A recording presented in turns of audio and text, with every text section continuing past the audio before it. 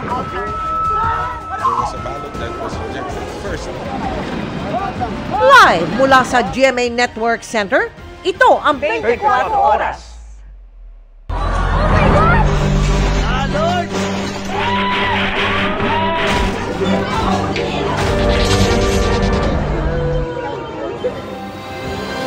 Magandang gabi po, Luzon, Visayas at Mindanao. Tuluyan nang hindi mapapakinabangan ang ilang struktura sa Davao Oriental. Kasunod ng dalawang malakas na lindol na tumama roon itong Biyernes. Kabilang dyan ang isang parokya sa bayan ng Manay, gayon din ang isang paaralan na hindi na magagamit ng mahigit 1,000 estudyante. At mga kapuso, kabi-kabila nga ang mga tumambad na pinsala ng pagyanig ng maglibol ako rito sa bayan po ng Manay na itinuturing na ground zero ng lindol. Marami po akong nakausap na nawalan ng tirahan. Hudyat ang pagtakbo ng mga estudyante palabas ng kani-kanilang silid sa Manay National High School sa Davao Oriental sa idinulot na pagyanig ng magnitude 7.4 na lindol sa probinsya nitong Biyernes. May mga estudyante pang nagtakbuhan papasok ng classroom pero kalaunay naglabasan din. Sa lakas ng lindol, nagbuwala na ang mga computer at ibang gamit sa laboratory. Sa isa pang silid, may mga estudyanteng nag-duck, cover and hold pero kumaripas din ang takbo paalis, sabay ng isa-isang pagbagsak ng mga gamit sa loob. Ang mga tao sa gymnasium ng eskwelahan, kitang-kitang nagpulasan ng maramdaman ng malakas na pagyanig. Ang pinsalang iniwan ng lindol sa eskwelahan, mababakas sa nasira nitong istruktura. Ito ang Manay National High School. Isa po sa mga napinsala ng malakas na pagyanig noong isang linggo. Ito po ang itsura ng pasilyo, pati ang loob ng mga classroom. Mga kapuso, makikitang naiwan pa ang mga gamit ng mga estudyante sa loob na sinasabing naglabasan ng maganap ang lindol pasado alas 9 ng umaga noong isang linggo. Mahigit 1,300 na mga mag-aaral ang hindi nakakapasok ngayon dahil po yung mismong gusali na ito kung nasaan naroon ang aming drone camera, kailangan daw sumailalim sa retrofitting. Pansamantala mga kapuso, ito munang gusali sa aking likuran ang gagamitin ng mga estudyante para makapag-klase. Huwag lamang maapektuhan ang kanilang pagpasok sa eskwelahan. Request na lang kami ng yung MDRR sa munisipyo. Opo. Na kung pwede sila lang sana yung papasok doon sa loob para makuha yung mga gamit ng mga bata kasi nandoon daw yung mga cellphones nila. Okay. Nakipag-away na yung mga parents na iba, yung mga estudyante. Sana maintindihan din kami. Isa pa sa napadapa ng magkasunod na lindol sa Manay, Davao Oriental, ang rectory ng San Ignacio de Loyola Parish. May permission na pwede na dito magdaos ng visa. Every Sunday pwede na kasi safe ito. O yun, sinabi ng mga engineer. Ang damage ang totally damage dito sa area mo ay yung rectory. Yung rectory. Nasaan ho yun? Nasa kabila po. Okay. Mga kapuso, yung rectory, ito po yung silid tulugan, ito yung tiraan ng ating mga pare dito ko sa parokya. Dito rin ho sila tumatanggap ng mga bisita. Padre, tutulong niyo sa akin, nasaan ho yun? Tatlong palapag po ang structure na ito. Padre, ano ang binabanggit sa inyo? Ito ba'y pwede pang pakinabangan po? Hindi na po kasi sabi ng mga engineers talagang siya, subject for demolition na talagang. Nakapagbanggit ba sa inyo? Magkano ang halaga mo kailanganin para ko ma-reconstruct ito? I think more or less mga 8 million. Ang ilang bahay naman sa isang bahagi ng barangay San Ignacio, muntik nang magulungan ng gumuhong bato mula sa kabundukan. Mga kapuso, ako po'y narito ngayon sa National Highway. Sakop po ito ng Manay, Davao Oriental. Kung inyong makikita, kinukumpuni na po ng mga taga Davao Oriental Electric Cooperative ang linya ng kuryente. Matapos po itong mapinsala, dulot ng pagbagsak ng malaking bato na yan na nasa aking likuran. Ang binabanggit ng mga residente, galing yan doon sa kabundukan na iyon. Buti mga kapuso, lumihis ang bato at hindi ho nabagsakan yung ating mga kababayang naninirahan dito ho sa paanan. Pero sa lakas ng pagyanig, hindi ho nakaligtas yung kanilang pader. Bumagsak ho yung bahagi ng pader na kanilang bahay dito ho sa kanilang bakuran. Noong na time po na yun, nandun po kami sa loob, and then paglabas po agad, lumabas po agad kami kasi napakalakas po talaga. And then natakot po kami, baka po mahulugan kami ng kung ano doon sa loob. Ilang minuto po, ay bumagsak agad yung malaking bato ron. Buti na lang po hindi tumama rito sa amin kasi prone po talaga rito ng malaking bato. Maging ang opisina ng DENR Senro Manay napuruhan. Yung isang building namin sa admin building namin is hindi na hindi na operational. So ang ibang naka-office dito inilipat namin doon sa isa naming building. May nararamdaman pa rin ho ba kayong mga aftershock? Mayroon pa rin sir kaming nararamdaman ngayon. Wala nang back.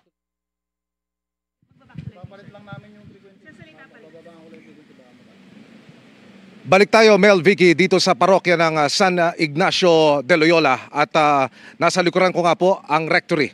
Ang tatlong palapag na istruktura, gusali na nagsisilbing tirahan po ng mga pari.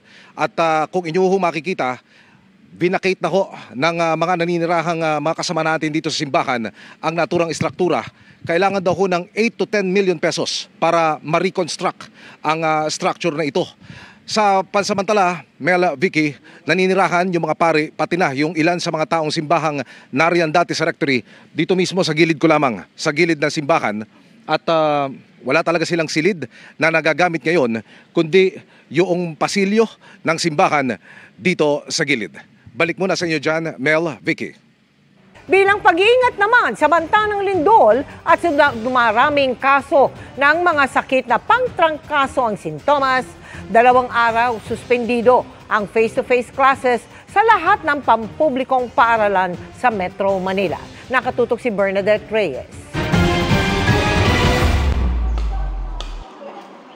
Inabutan kong abala sa paglilinis ang mga tauhan ng Don Alejandro Roses Senior Science and Technology High School sa Quezon City. This past few months, medyo tumaas nga po yung number ng mga cases natin pagdating sa influenza. Yet, we always inform the students to take their vitamins at magkaroon ng sapat na pahinga. Naglilinis din sa ibang paaralan tulad sa Marikina. Wala munang face-to-face classes sa lahat ng publikong paaralan sa Metro Manila hanggang bukas. Inutos yan ng DepEd para sa disinfection at sanitation ng mga paaralan dahil sa tumataas na kaso ng influenza-like illnesses o mga sakit na pangtrangkaso ang sintomas. Pabor sa utos ang magulang na si Army Joy Banataw kahit pa iba pa rin anya ang face-to-face. Marami pong nag-a-absent, especially dun sa pangalawa kong anak na sa school nila. Maraming lumiliban ng classes. Gawa ng may mga sipon. Online sila, nami-meet nila yung mga students nila. Pero iba pa rin yung face-to-face po, yung kanilang interaction. Ayon sa Department of Health, edad 5 hanggang 14 na taong gulang, ang karamihan ng mga kaso ng influenza-like illnesses. Kaya naman mahalaga raw na hindi na papasukin sa paaralan ng isang bata kung merong sintomas, gaya ng ubo, sipon at lagnat, para hindi na kumalat ang sakit. Pag may ganyang suspension, hindi naman automatic na merong kaala-alarman na nangyayari. Ayon sa Department of Health, kabilang sa 3 pangunahing dahilan ng pagtaas ng influenza-like illnesses ang sintomas ng rhinovirus o common cold. Hanggang 4 na araw naman ang karaniwang incubation period ng ganyan. Pero sa ngayon, mas mababa naman ang bilang ng influenza-like illnesses kumpara sa parehong panahon nung nakaraang taon. Inaasahang dadami pa yan mula Nobyembre hanggang Pebrero. Yung pagbabago ng temperatura na yon ay nagiging dahilan rin para ang ating mga lalamunan ay maging makati kasi nagiging tuyo yung hangin. Lalo na ngayon no na natapos na si habagat at papasok na si amihan. Payo ng DOH magsuot ng face mask, regular na maghugas ng kamay at alagaan ng katawan. Mas importante yung hygiene at ang mga estudyante na meron nararamdaman, kapag meron pong nararamdaman, wag na hong papasukin. Sa parehong utos ng DepEd ay isasabay na rin sa face-to-face class suspension ang inspeksyon sa mga gusali para matiyak na matibay sa gitna ng sunod-sunod na lindol sa ibang rehiyon. Dinatnan kong ginagawa yan ng Quezon City High School na nagpaskil din ng mga dapat gawin sakaling lumindol. Tinatanggal namin yung mga hazard sa bawat classroom. Kinukulayan din namin yung mga nag-fade ng mga arrows namin for evacuation. At magdi-disinfect din po kami. Para sa GMA Integrated News, Bernadette Reyes, nakatutok 24 oras. Simula bukas hanggang October 31 naman, suspendido ang face-to-face classes sa lahat ng antas sa mga pampubliko at pribadong paaralan sa Laguna, pero hindi po dahil sa mga sakit. Ayon sa Kapitolyo, paghahanda ito sakaling gumalaw ang West Valley Fault. Online o modular muna ang mga klase habang iniinspeksyon ng provincial government ang kalidad ng mga bagong school building. Hinikayat ding patibayin ang mga tahanan sa probinsya, lalo't may mga lugar sa Laguna na dinaraanan ng West Valley Fault. Nauna nang sinabi ng PHIVOLCS na hindi matitrigger ng malalakas na lindol sa bansa ang paggalaw ng West Valley Fault dahil malayo ito sa epicenter ng mga naunang lindol. Kahit na bare months na, hinay po sa pagsisindi-sindi ng mga ilaw pumasko. May dagdag singil kasi ang Meralco dahil sa mas mataas na generation charge. Alamin ko magkano sa pagtutok ni Sandra Aguinaldo. Dahil makulimlim ang panahon, nakasindi ang ilaw ni Aling Elvira halos buong maghapon. Kailangan daw kasi niya ito sa kanyang karinderya. Kaya nagtitipid daw siya hanggat kaya. Gaya ng paglimita sa paglalaba sa washing machine. Hindi na rin daw siya gumagamit ng ibang appliances. Yung di kuryente na lutuan, ref, yan naman ang malakas eh. At saka yung yung tawag rice cooker.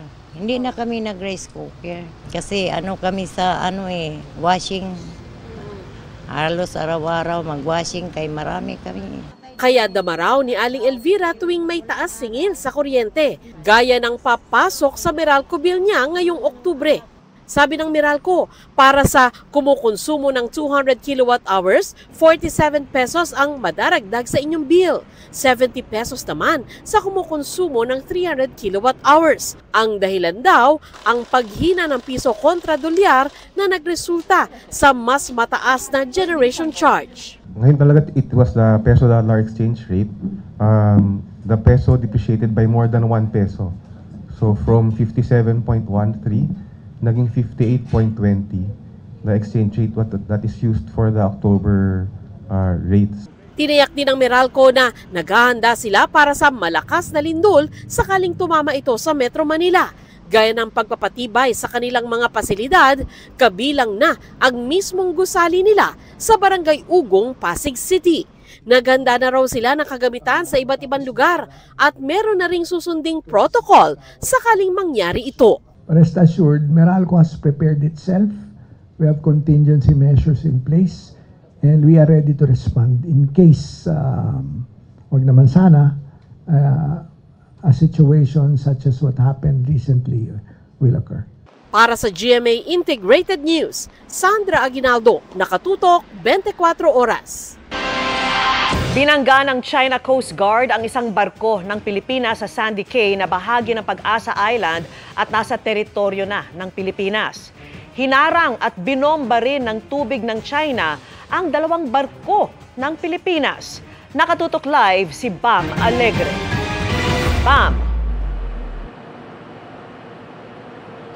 Vicky, patuloy ang joint operation ng BFAR at PCG dito sa West Philippine Sea bilang bahagi ng Kadiwa Mission para sa ating mga mangingisda. Panibagong serye ng harassment mula China ang naranasan ng ating mga barko.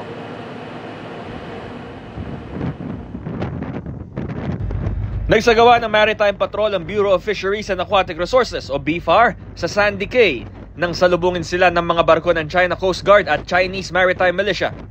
Yan ay kahit bahagi ang Sandy Cay ng territorial waters ng Pag-asa Island sa West Philippine Sea.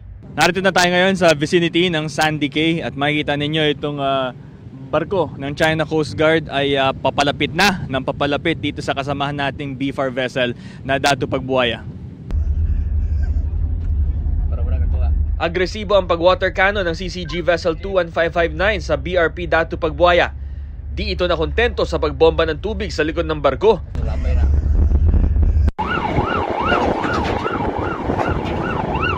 Binunggupan nito ang stern ng vessel. Nagkaroon ng minor structural damage ang barko pero walang nasaktan sa mga sakay nito. Maya-maya pa ang sinasakyan namin BRP Datu Sanday ng BFAR ang pinuntirya ng mga barko ng China Coast Guard at Chinese Maritime Militia. nakailang maniobra at pihit na yung ating barko at patuloy pa rin tayong naharangan tulad nitong Chinese Maritime Militia vessel sa ating likuran. Ang dahilan ng pagharang itong Sandy Cay sa ating likuran, isa sa mga binabantayan nating teritoryo dito sa West Philippine Sea. Coral Reef na may sandbank ang Sandy Cay o Pag-asa Cay kung ating tawagin. Unoccupied ito pero mahigpit itong binabantayan ng China. Habang umuusad ang BRP Dato Sanday, sinimulan ng buksan ng China ang kanilang mga water cannon. Pati ang mga Chinese Maritime Militia meron ding water cannon. Hindi nagpatinag dito ang BFAR at nagsagawa ng mga radio challenge. Stop these unsafe maneuvers and do not interfere with this legal patrol. Over. This is China Coast Guard vessel 5102. You have breached the laws under the regulation of the People's Republic of China. The Philippines has sovereign rights. You must stay clear of our route. Over. Habang patuloy ang paglalayag ng mga BFAR vessel, nagpalipad naman ng China ng helicopter na may tail number 51 na sakay ng People's Liberation Army Navy Vessel 533. Kasalukuyan pa rin nating isinasagawa ang maritime patrol dito sa Sandy Cay. Makikita ninyo may helicopter mula China at hindi bababa sa 17 na bilang kong mga barko. Pinaghalong China Coast Guard at Chinese Maritime Militia ang naka-blockade sa atin ngayon dito sa Sandy Cay. Matapos bombahin ng tubig at banggain ang BRP Dato Pagbuaya, sunod nitong tinarget ang sinasakyan nating BRP Dato Sanday. Pumwesto ito sa likod ng aming barko at saka nagbukas muli ng water cannon at binugahan ng aming barko. Sa mga oras na ito, kasalukuyan naman nagbubuga ng tubig sa ating likuran, itong China Coast Guard vessel. Pero wala naman nasaktan sa mga sakay ng BRP Dato Sanday at hindi rin nagtamo ng pinsala ang barko. Sa monitoring ng Philippine Coast Guard, hindi bababa sa 15 ang mga barko ng Chinese Maritime Militia, habang may 5 China Coast Guard vessel at 1 barko ng People's Liberation Army Navy na may dalang helicopter sa palibot ng Pag-asa Island.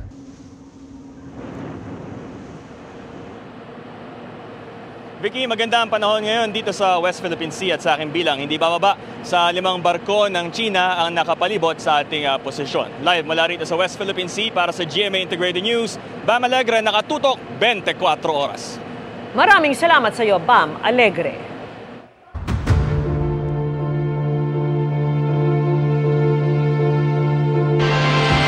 Hihilingin ng Independent Commission for Infrastructure sa Korte na citing contempt si dating Congressman Zaldico kapag hindi siya sumipot sa pagdinig ng komisyon bukas.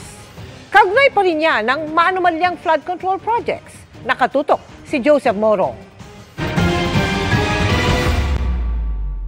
Sa dalawang ipinatatawag bukas ng Independent Commission for Infrastructure o ICI, tanging si dating House Speaker Martin Romualdez ang nagpasabing handang humarap sa komisyon. Walang pasabi si dating Congressman Zaldico na nasa ibang bansa umano. Kaya kung hindi sisipot, magpepetisyon ng ICI sa Regional Trial Court o RTC para i-cite in contempt si Ko. That's the process because as I mentioned before, there's no contempt powers by the ICI. So the process there is pupunta kami sa korte. Kung aaprubahan ng Regional Trial Court ang petisyon ng ICI, ay maglalabas ito ng arrest warrant laban kay Ko. Sa ngayon ay nasa Immigration Lookout Bulletin lamang si Ko, kaya minomonitor lamang ang galaw at hindi rin pwedeng pigilang bumiyahe. Wala ring arrest warrant laban kay Ko para dakpin siya. So help me God. Samantala, nakapanumpa na si dating PNP Chief General Rodolfo Azurin, natatayo rin lang bilang Special Advisor at hindi rin investigator, tulad ng pinalitan niyang si Baguio City Mayor Benjamin Magalong. Hindi po ako yung investigator, but I'm always at the disposal po ng ating chairman. Ako po yung parang liaison or coordination, magko-coordinate po sa AFP, PNP, as well as sa National Bureau of Investigation. As well as siguro kung utusan po niya ako na mag-conduct po ng intel gathering. Panawagan niya pagkatiwalaan ng ICI at mga miyembro nito kahit hindi isinasa publiko ang mga pagdinig ng komisyon. I don't see po any reason na pagsuspetsahan po natin ang kredibilidad, integridad po ng ICI. Dagdag pa ni Azurin, hindi sagot ang mga panawagan sa mga militar at pulis na sumama sa krusada kontra korupsyon. Their call is valid and their cause is just. Yet we must remember, real change cannot be achieved through division, chaos, or violence. Revolutions in the streets may topple governments, but they do not always heal a nation. Sa 421 suspected ghost projects na natukoy ng DPWH mula 2018 hanggang 2024, pinakamarami sa Luzon, kasunod ang Visayas. Meron namang 51 na suspected ghost flood projects sa Mindanao. I-inspeksyonin daw ito ng mga pulis at mga taga-AFP Engineering Brigade. Binigyan ng ICI ang sarili nito ng hanggang sa susunod na 3 linggo para makapaghain ang tinatayang 15 mga reklamo sa Ombudsman. Para sa GMA Integrated News, Joseph Morong, nakatutok 24 oras. Umarangkada na ang 3 araw na transport strike ng grupong Manibela. Nagtipon ang grupo sa Philcoa Commonwealth Avenue sa Quezon City. Inirereklamo nila ang umunoy panggigipit at pagpapahirap sa kanila ng DOTR Special Action and Intelligence Committee for Transportation o SAIC. Aligasyon nila, kahit kasi maayos ang kanilang mga papel at kompleto ang mga dokumento, hinuhuli at pinapatawan sila ng mataas na multa. Sagot naman ng SAIC, ginagawa lang nila ang kanilang mandato. Hindi nila rehistrado ang mga hinuling miyembro ng Manibela noong nakalipas na linggo sa North Caloocan at Sucat sa Parañaque. Nakaalalay naman ang mga tauhan ng MMDA para hindi makaapekto ang protesta sa daloy ng trapiko. Happy Monday, chikahan mga kapuso! Double the fun ang hatid ng magkahiwalay na fanmate ni ex-PBB housemate Vince Maristella at ng P-pop group na Cloud7. Ang kani-kanilang ganap kasama ang Rainbows at Vincies sa chika ni Aubrey Carampel. It's a day well spent para kay ex-PBB housemate Vince Maristella na nakabonding ang fans nitong weekend. Galing pa raw sa iba't ibang lugar ang Vincies na may dala pang regalo para sa Sparkle artist. Grateful si Vince sa overflowing love and support na natatanggap mula sa kanyang fans. Sobrang na-appreciate ko yung efforts nila. Masarap lang din sa pakiramdam na makita yung mga fans ko at makita silang napapasaya ko. Abala ngayon si Vince sa GMA Afternoon Prime series na Hating Kapatid na nagsimula ng mapanood sa Kapuso Network ngayong hapon. Gumaganap siya as Wesley na love interest ng karakter ni Cassie Legaspi. Very welcoming ng Legaspi family and para sa akin, thankful din ako kay Cassie dahil siya yung mga kapartner ko dito at napaka-komportable ako kasama siya at nag-e-enjoy talaga ako kapag nasa taping ako. Excited and curious na rin daw si Vince sa next batch of housemates na papasok sa bahay ni Kuya para sa PBB Celebrity Collab Edition 2.0. Siyempre, ibang-iba yung dynamics yan. Curious din ako in a way dahil hindi ko alam kung paano nila tatanggapin ang mga challenges ni Kuya. Nitong linggo naman, nagdaos din ng fan meet ang Kapuso P-pop group na Cloud7. Dinaluhan niya ng kanilang fans ang Rainbows. Bilang pasasalamat sa suporta, naghandog ng performances ang grupo featuring their newest single, 7 Days. Super happy po namin dahil sa halos 2 years po namin na magkakasama. Nandito rin po yung Rainbows namin. So maraming salamat po sa Rainbows. Sobrang saya ko po kasi kanina habang nagpe-perform kami, ramdam na ramdam namin yung energy. Aubrey Carampel, updated sa showbiz happenings. Lord, please send some help.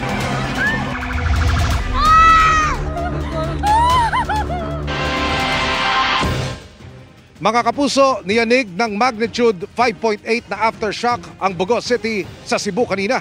Kaya tuluyang gumuho ang ilang bahay na dati nang nagkabitak sa paunang lindol noong September 30. Sa katabing bayan ng San Remigio, tuluyan namang nauka ang kalsada sa harapan ng isang paaralan dahil po sa sinkhole. Nakatutok si Fe Marie Dumabok ng GMA Regional TV. Sa tindi ng pangambang idinulot nito, viral na ang kuhang ito sa San Remigio, Cebu. Nauka ang ilalim na simentadong daan sa harap ng Hagnaya Integrated School. Kasunod ng malakas na aftershock sa kalapit na bayan ng Bugos City. Ayon sa munisipyo, nauna nang nagka-sinkhole sa ilalim ng daan dahil sa magnitude 6.9 na lindol nitong September 30. pero bitak pa lang ang nabakas sa mismong kalsada noon. Kanina, tuluyan itong bumigay, mabuti na lang at walang tao sa gumuhong bahagi at walang nasaktan. Pasado 1:00 ng madaling araw nang maganap ang nasabing aftershock na may lakas na magnitude 5.8. Nagising nito kaya naglabasan ang mga nasa Tent City sa Barangay Kugon sa Bugo City. Ayon sa Bugo City Hall, dahil sa aftershock ay isinugod sa ospital ang 3 nakaramdam ng chest pain, 3 nasugatan, 1 inatake ng asma dahil sa trauma, at 1 naaksidente habang nagmaneho ng motorsiklo. 3 na lacerated, yung isa sa may mata daw kasi naano sa glass. Nahulugan, meron sir? Ding na-disgrasya nahulugan. So meron ding na-disgrasya ng motor. Isa lang naman nung paglindol. Tuluyan ding pinakolaps ang ilang bahay na nagkabitak sa naunang lindol noong September 30. Abandonado na ang mga ito kaya walang nasaktan sa guho.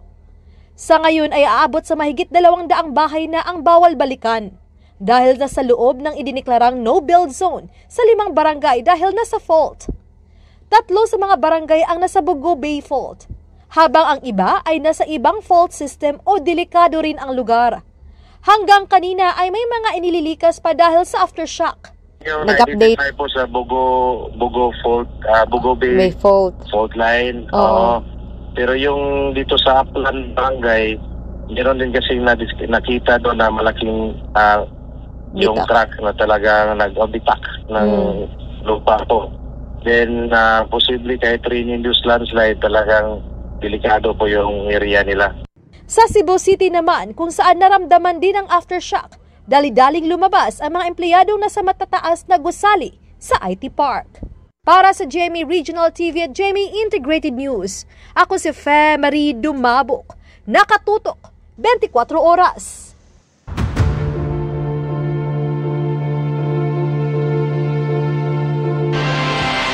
Hindi pa rin nakakapagsumiti ng tell-all affidavit ang mag-asawang Curly at Sara Diskaya kaugnay sa maanualyang flood control project. Pero sabi naman ng Justice Department, hindi ito kailangang hintayin sa paghahain ng mga reklamo. Nakatutok si Salima Refran. Muling humarap sa Pasay RTC ang kontratistang si Pacifico Curly Diskaya para sa hinihinging writ of habeas corpus kaugnay ng investigasyon ng Senate Blue Ribbon Committee sa maanumalyang flood control projects. Hangad niyang mapalaya mula sa Senate detention matapos ma-cite in contempt. We were given time to submit our respective memoranda until Wednesday, October 15. So hopefully, mag-grant yung petition. Ngayong linggo, nakatakdaring humarap sa Department of Justice si Curly at asawang si Sara para sa pagpapatuloy ng case build-up at evaluation sa kanila para maging state witnesses. Pero sa ilang beses na pagpapabalik-balik ng mga Diskaya, hindi pa rin sila nakakapagsumite ng sinasabi ng kanilang abogado na tell-all affidavit. Ano ba naging papel ng malaking tao na yun? Siyang architect. Na lahat ng ito? Yun ang alam namin. Gaano kalaki ang hingin? Malaki. Gaano kalaki? Basta malaki. Kapalit na? Ha? Para hindi siya maistorbo sa proyekto. Wala po tayong estado na masaya na ang kagawaran sa kanilang inilalahad. May mga salaysay po tayo, testimonya, na verifiable by factual and object evidence. Ito po ang kailangan nating malaman kung makatotohanan o hindi. At kung hindi pa rin magbunga ang pakikipag-usap sa DOJ, if we don't find something satisfactory, we will file the appropriate cases with or without the state witnesses. We will build the cases based on the evidence we have. We will only file strong cases. May timeline ng tinitignan ng DOJ sa paghahain ng mga reklamo. Hindi po kailangan na hintayin. Hindi naman po tayo umaasa lamang doon sa mga salaysay na isinusumiti sa atin. Nangangalap din po ang ating NBI, ang ating kapulisan, ng ebidensya independent of the statements. Hininga namin ng komento ang kampo ng mga Diskaya. No comment ako dyan. Para sa GMA Integrated News, Salima Refran, nakatutok, 24 oras. Magdamagang binantayan ng pulisya ang isang exclusive subdivision kagabi dahil sa isang protesta kontra gobyerno. Dinaluhan niya ni Cavite Congressman Kiko Barzaga pero hindi po yan ang dahilan ng pagka-late niya sa pagdinig ng House Committee on Ethics sa reklamo laban sa kanya at sa isang reklamo niya. Sabi niya, nag-computer game siya kagabi. At nakatutok si Tina Panginiban Perez. Hanggang kailan kayo magbulag-bulagan sa nangyayaring panakawan sa ating bansa? Mula Maynila, nagmarcha ang mga nagpoprotesta patungo sa Makati, kung saan sila nagrally sa labas ng mga exclusive subdivision doon. Hindi pwedeng hindi kayo masasaktan. Ang kanilang isinisigaw, ibalik ang mga ninakaw na pera ng taong bayan. At si Sandro Marcos! Isang sa mga namuno sa rally kontra administrasyon, si Cavite 4th District Representative Francisco Kiko Barzaga. Hindi, bati tayo. Meow, start listening to the people, or maybe you won't have the opportunity anymore if it's too late. Mag-aalas 12 ng hating gabi, dumating ang dagdag na mga pulis. Unti-unting nabawasan ng mga rallyista ng bumuhos ang ulan. Pero nabuo ang tensyon na mag-ingay muli ang mga nagpoprotesta. Hindi namin kayo sasaktan! Huwag kayong manulang! Ayon sa PNP, humigit kumulang 200 pulis ang nakadeploy sa magdamagang protesta ng nasa 200 rallyista. We are observing maximum tolerance.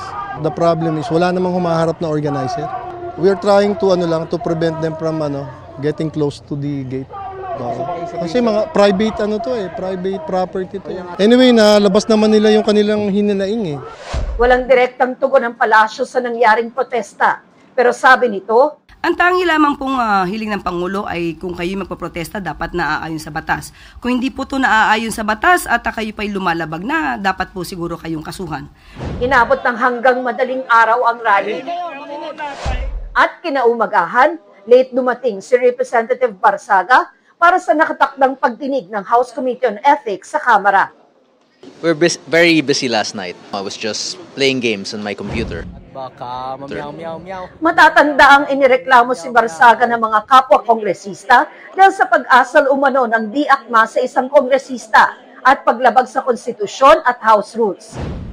Isa sa mga nagsampa ng reklamo, si House Deputy Speaker Ronaldo Puno, inireklamo rin ni Barzaga, kabilang ang pagsupil umano sa political dissent at paggamit sa litrato ng mga pribadong individual. Bumuo ang komite ng Reconciliation Subcommittee para subukang pagkasunduin ang magkabilang panig, pero hindi tiyak kung mangyayari ito.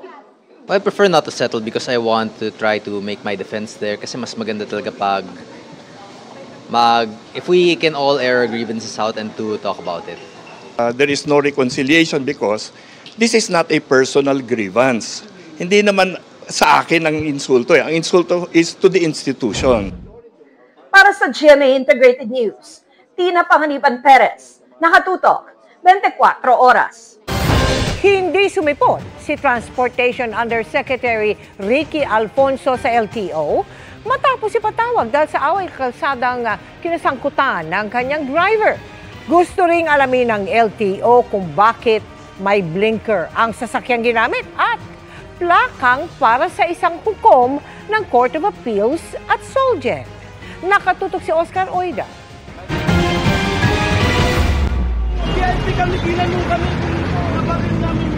Ang insidenteng ito na kinasangkutan ng driver at ng sinasakyang SUV ni DOTR Undersecretary Ricky Alfonso ang mitya ng pagpapatawag sa kanya ng Land Transportation Office o LTO.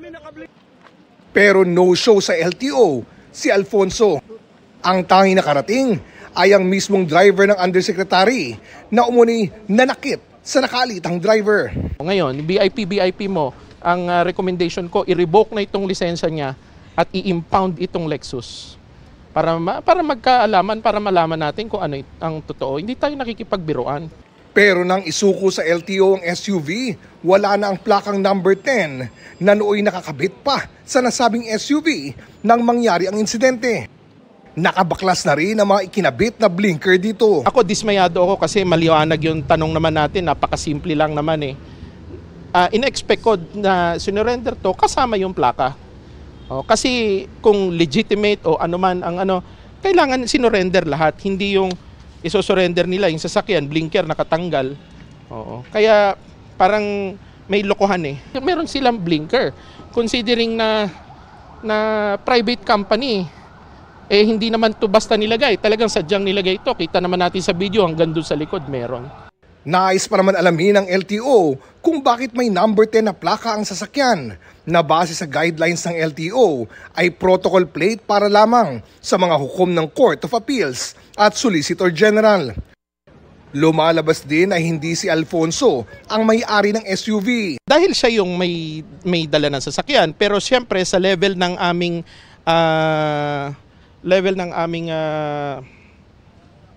power, yung sasakyan at driver lang, kasi yun lang naman ng LTO.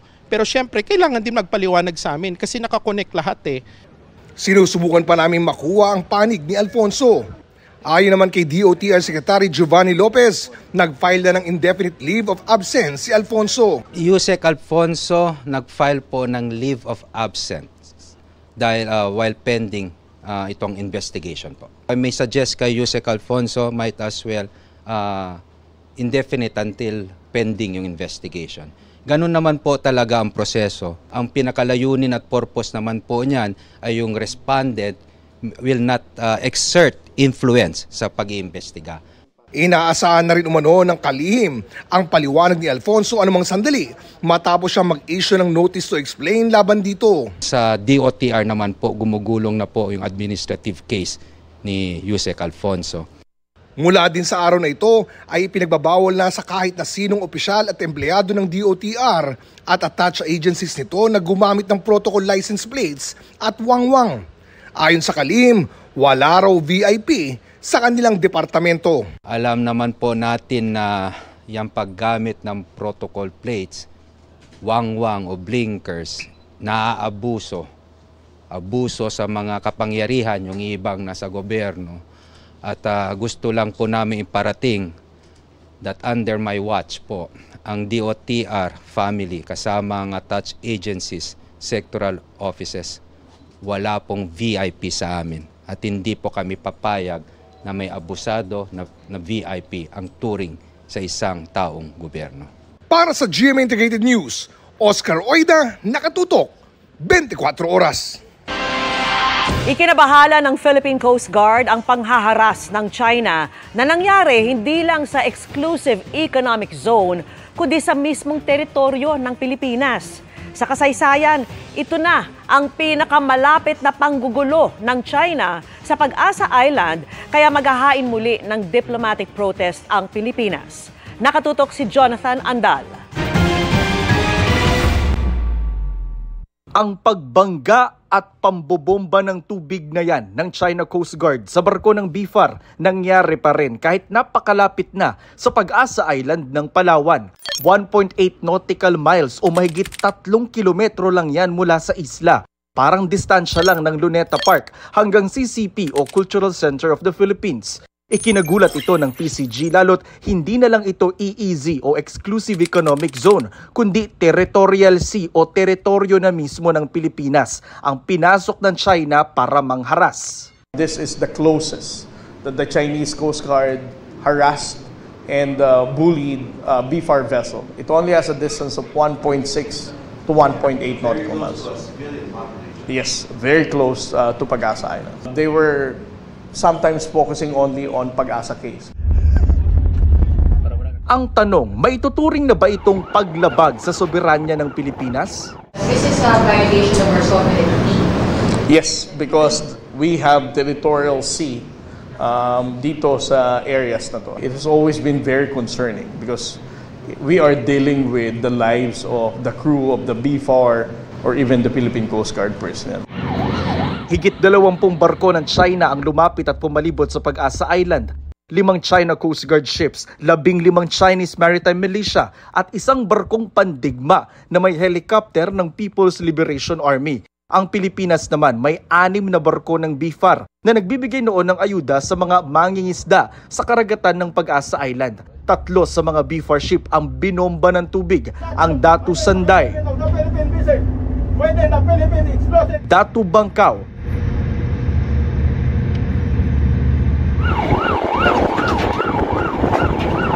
At ang BRP Datu Pagbuwaya na pinaka nasapul at nayupi ang bakal. Buti walang nasaktan sa mga Pilipinong crew. Pero nasaan noon ang mga barko ng Philippine Coast Guard? Well, yesterday we don't have Coast Guard vessel in Pag-asa. We have BRP Melchora Aquino patrolling the vicinity of Skoda Shoal yesterday. And then we also have 2 other 44-meter vessels in other areas, one in Recto Bank and the other one is in Union Bank. When that incident happened, the Coast Guard is not there. But I would like to reiterate that these BFAR vessels, there are Coast Guard crew on board. Maghahain daw ng diplomatic protest ng Pilipinas tungkol dito.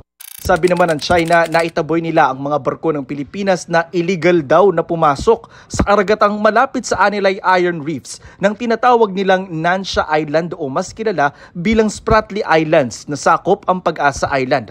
Pero sabi ng PCG, hindi na itaboy ng China ang Pilipinas sa karagatan ng Pag-asa Island. I don't think that they expelled the Philippine vessels. The mere fact that we never deported Pag-asa right after the incidents. And how can they claim that they expelled? As I said, the presence of the Coast Guard, the Armed Forces of the Philippines remain to be in Pag-asa. Nagpahayag naman ng suporta sa Pilipinas sa mga kaalyado nitong bansa gaya ng Australia, Japan, United Kingdom, New Zealand at European Union. Samantala, iminungkahi ni Ray Powell, isang maritime security expert, na pumunta sa Pag-asa Island ang mga senador ng Amerika para ipakita raw ang suporta nito sa Pilipinas. Para sa GMA Integrated News, Jonathan Andal, nakatutok, 24 oras. New character alert sa action-packed series na Sanggang Dikit for Real. Mapapanood na rin kasi ang ex-PBB housemate na i-flex ang kanyang pagrampa. Kilalanin sa chika ni Aubrey Carampel. Kabado si Ashley Ortega sa kanyang newest role as guest star sa GMA Prime series na Sanggang Dikit for Real. Si Ash kasi gaganap as beauty pageant contestant at may eksenang naka-two-piece pa. Ngayon kasi may pa-rampa eh. May rampang naka-swimsuit na pang beauty queen competition. So parang kinabahan din ako. Mabuti na lamang daw at kasama rin niya sa eksena sina Jeneline Mercado at Katrina Halili na nag-boost daw sa kanyang confidence. Si Ate Jeneline, first time ko siyang maka-work. And I'm so happy na finally nakatrabaho ko rin siya. Sobrang bait. Ang bait nila. Actually, kahit si Ate Katrina, ang bait nilang dalawa, tawa lang ng tawa. Bukod dyan, ginagawa na rin ni Ashley ang pagbibidahang upcoming Kapuso drama series na Apoy sa Dugo. Makakasama naman niya rito sina El Villanueva, Derek Monasterio at Thea Tolentino. I'm so excited for our show kasi it's a story na hindi pa masyadong natatakal lagi. So I'm happy na it's their point of view already. It's about mental illness kasi psychological siya. Aubrey Carampel, updated showbiz happenings. Mahigit 2 linggo bago ang undas na isabatas na ang Free Funeral Service Act. Iniuutos ng batas na sagutin ng gobyerno ang burol at libing ng mga mahihirap o biktima ng kalamidad. Nakatutok si Dano Tingkungko. Sa hirap ng buhay ngayon, mahal na ngang mabuhay, mahal pa ring mamatay. Gaya ng karanasan ng ilang nalagak sa isang punerarya sa Maynila na iniulat namin dito sa 24 oras noong Hulyo.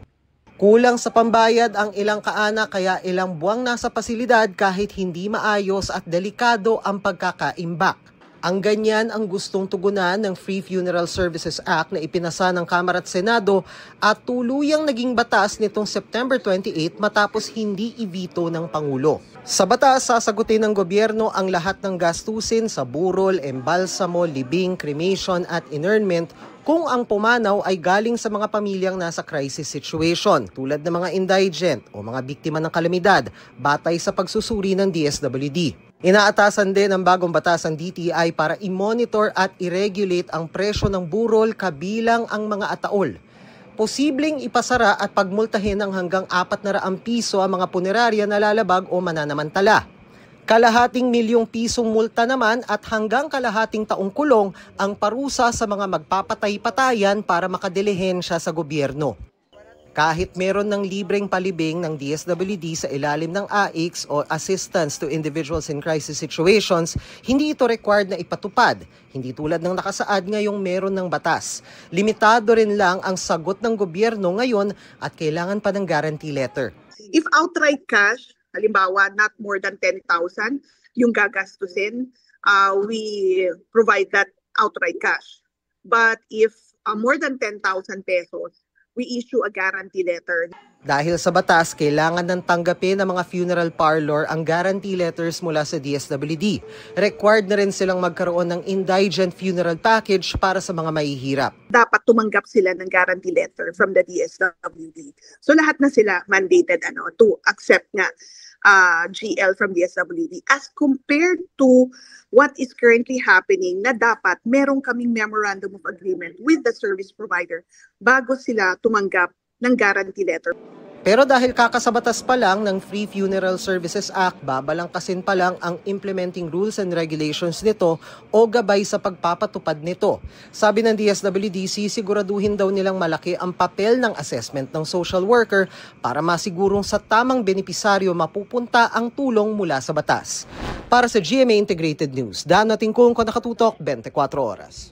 Oh my God! Lord!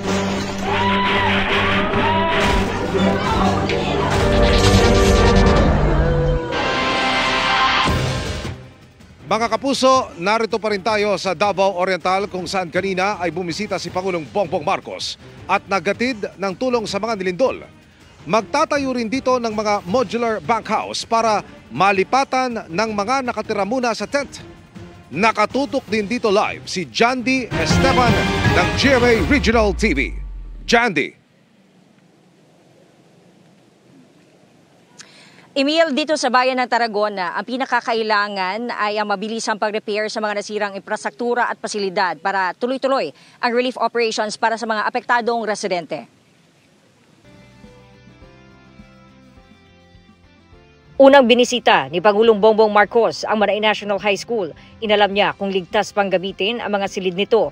Lalo't ang bayan ng Manay sa Davao Oriental ang pinakamalapit sa mga epicenter ng kambal na lindol nitong Biyernes na magnitude 7.4 at magnitude 6.8 ang lakas.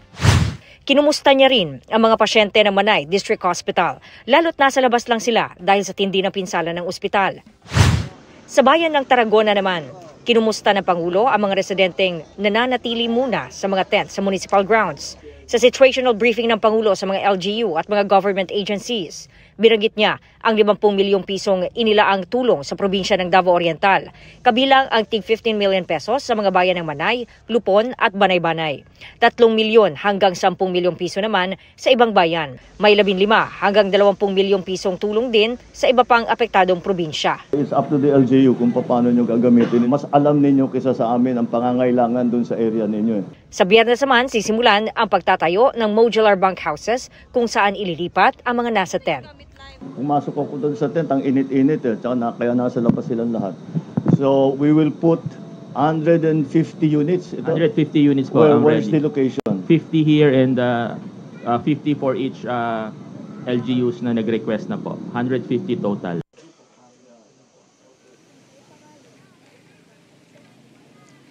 Emil, ayon sa gobyerno, tuloy-tuloy naman daw ang relief operations para sa mga apektado. Samantala, inihahanda na rin yung pinansyal na tulong para sa mga nasiraan na bahay. Emil.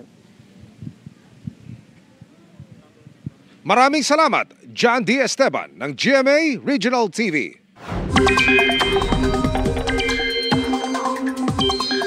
Isang low-pressure area ang binabantayan ng Pag-asa sa labas ng Philippine Area of Responsibility o PAR. Huling namataan ang LPA sa layong 2,115 kilometers sa silangan ng Southern Mindanao. Ayon sa Pag-asa, posible itong maging bagyo bukas o sa Miyerkules.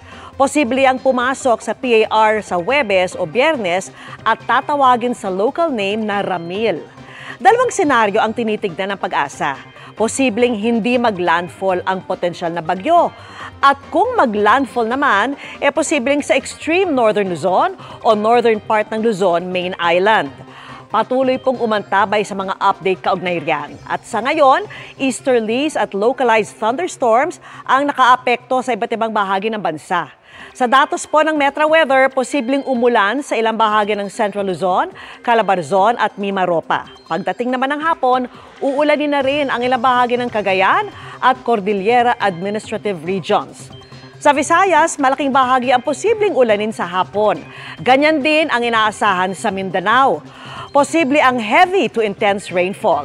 Dapat pong magdoble ingat ang mga nilindol. Gumalaw kasi ang lupa kaya posible ang landslide o pagguho ng lupa. Sa Metro Manila, may tsansa ng ulan bago magtanghali. Posibleng maging mas malawak ang pag-ulan sa hapon. Lusot na sa Kamara ang panukalang 2026 national budget sa halagang mahigit 6.7 trillion pesos. Inaprubahan ito ng may unprogrammed appropriations at tapyas sa hinihinging budget ng Office of the Vice President. Nakatutok si Tina Panganiban Perez. House Bill number 4058 is hereby approved on third and final reading. Lusot na sa Kamara ang panukalang pambansang budget para sa 2026 na nasa 6.793 trillion pesos.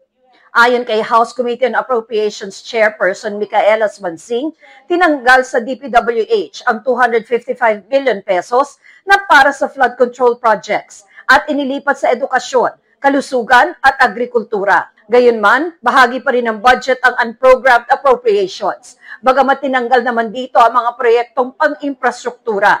Mapopondohan lang ang unprogrammed appropriations kung may sobrang panggastos ang pamahalaan. Tanging mga social programs na nakatuon sa edukasyon, kalusugan at social pension na lamang ang pwedeng ipasok dito. Wala ng flood control projects, wala ng mga tulay, o wala ng mga kalsada na pwedeng hugutin mula sa unprogrammed appropriations para sa taong 2026. Ilan sa 12 bumoto ng no sa panukalang budget, ipinunto ang pananatili rito ng unprogrammed appropriations. I cannot, in good conscience, vote for a budget that has failed to exorcise the phantoms of corruption.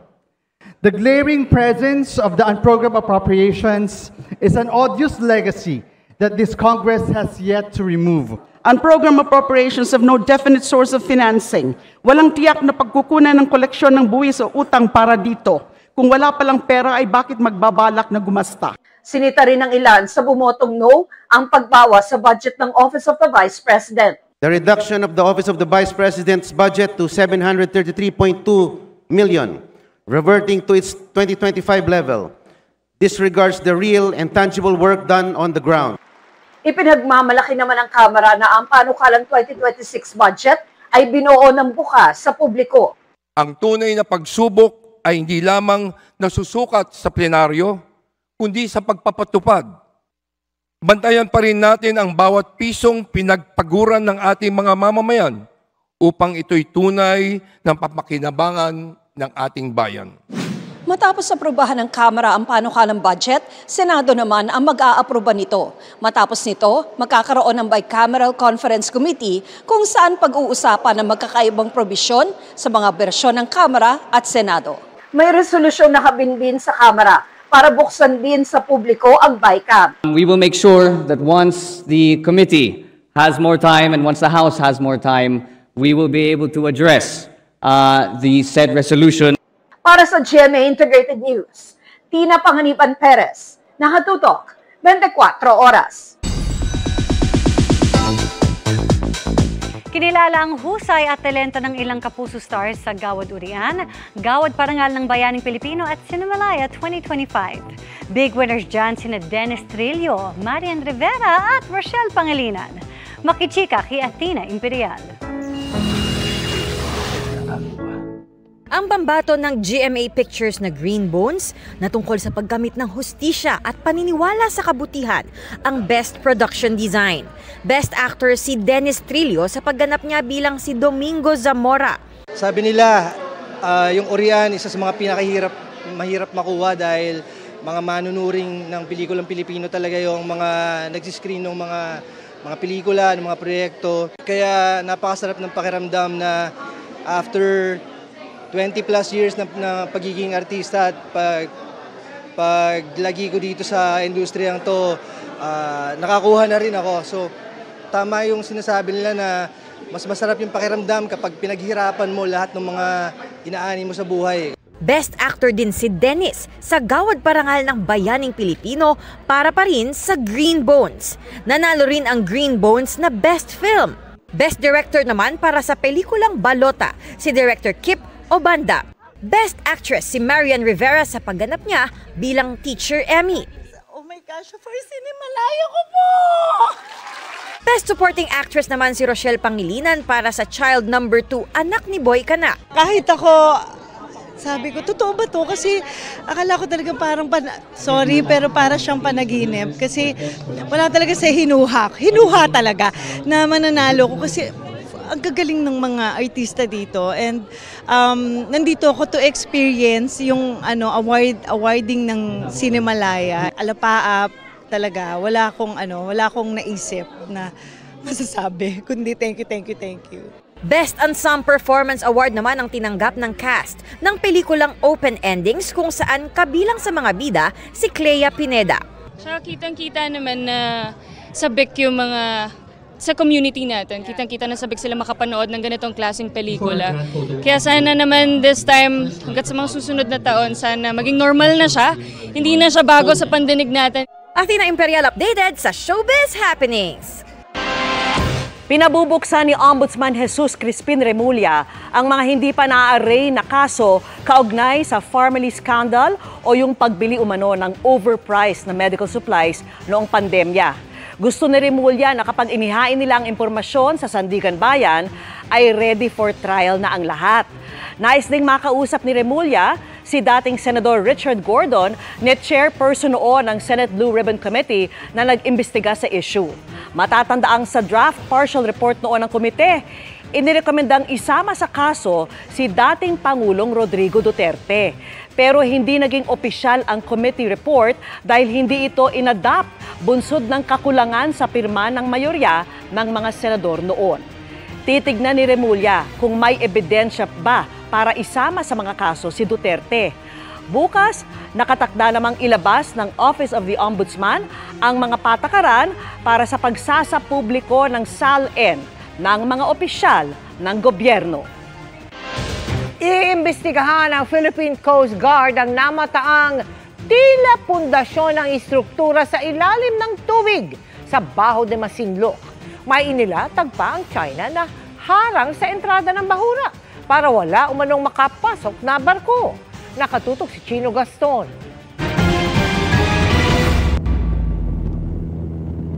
Sa ginawang Maritime Domain Awareness Flight ng Philippine Coast Guard sa Baho de Masinloc, tumambad sa tuktok ng bahura ang mga kakaibang estrukturang ito. Dalawang kumpol na parabang pundasyon o biga na nasa ilalim pa ng tubig. Hindi masabi ng PCG kung ano at kung sino ang naglagay nito. Isa sa mga itinuturing na red line o pangyayaring maaring pag-ugatan ng direct action ng gobyerno ay kung may itatayong istruktura o mag-land reclamation ng China sa Baho de Masinloc. Sa pambihirang pagkakataon, walang Chinese Coast Guard ship na nagbabantay sa loob ng lagoon ng Baho de Masinloc. Mula 2012, halos hindi nawawala ng CCG vessel sa lagoon, kaya itinuturing itong occupation ng China sa bahura. Dahil sa pananatili ng China sa lagoon, hindi makasilong ang mga mangingisdang Pilipino doon tuwing masama ang panahon. At hindi gaya ng dati, walang fighter jet ng China na sumalubong sa eroplano ng PCG. May namataang helicopter na hindi naman lumapit kaya hindi nakilala ng mga piloto. Pero may Chinese Navy warship na nagpukol ng radio challenge.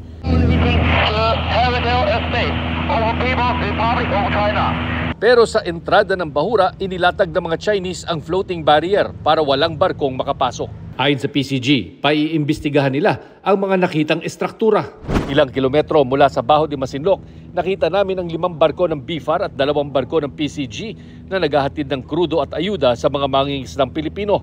Naroon din ang fish carrier ng BFAR na MV Mamalakaya kung saan ikinakarga ang mga huling isda ng mga mangingisda sa Baho de Masinloc.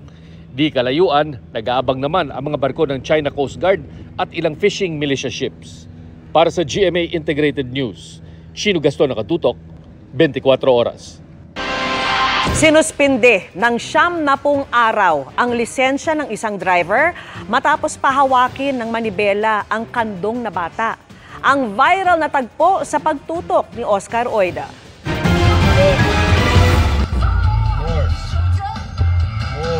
Batang musmos ang may hawak sa manibela ng kotseng ito sa videong ipinost ng Department of Transportation. Ang bata tila tinuturuang magmaniobra habang nakakandong sa lalaking nasa driver's seat. Walang suot na seatbelt ang dalawa. Driving on the real road. Nangyari yan sa isang kalsada sa Butuan City. Sa isa pang video, makikita ang bata hawak pa rin ang manibela habang nasa isang iba ng kalsada. At may mga kasalubong ng mga sasakyan. Ang DOTR na bahala sa nakita. Kaya ang driver na nakuhanan sa viral video, suspendido ng 70 araw ang lisensya. Pinapatawag na rin siya ng DOTR sa Miyerkules, pati na ang rehistradong may-ari ng sasakyan para pagpaliwanagin. Yan po ay kasama sa aking kautusan sa Memorandum Circular. Yung mga sasakyan na pribado na hindi naman saklaw ng executive order o yung JAW ng LTO na may blinker, wangwang, huliin po nila. Lubha umano itong mapanganib di lang para sa mga nasasakyan, kundi pati na rin sa mga taong maaring madamay kung ito'y maaksidente. Hindi itong unang pagkakataon na may pinapanagot ang LTO sa kaparehang pagkakamali. Ayon sa Section 4 ng Republic Act 11229 o Child Safety in Motor Vehicles Act, nakasaad na bawal umupo sa unahan ng sasakyan ng isang batang edad 12 pababa, lalo kung umaandar ang sasakyan, maliban kung pasok siya sa height requirement. Sa guidelines din ng LTO, nakaupo dapat ang mga bata sa child restraint system o booster seat na akma sa kanilang edad. Sinisika pa naming makuna ng pahayag ang driver at may-ari ng sasakyan. Para sa GMA Integrated News, Oscar Oida, nakatutok, 24 oras. At yan ang mga balita ngayong Lunes. 73 araw na lang, Pasko na. Ako po si Mel Tiangco. Ako naman po si Vicky Morales para sa mas malaking misyon. Para sa mas malawak na paglilingkod sa bayan mula po rito sa Manay, Davao Oriental. Ako po si Emil Sumangil. Mula sa GMA Integrated News, ang News Authority ng Pilipino. Nakatutok kami 24 oras.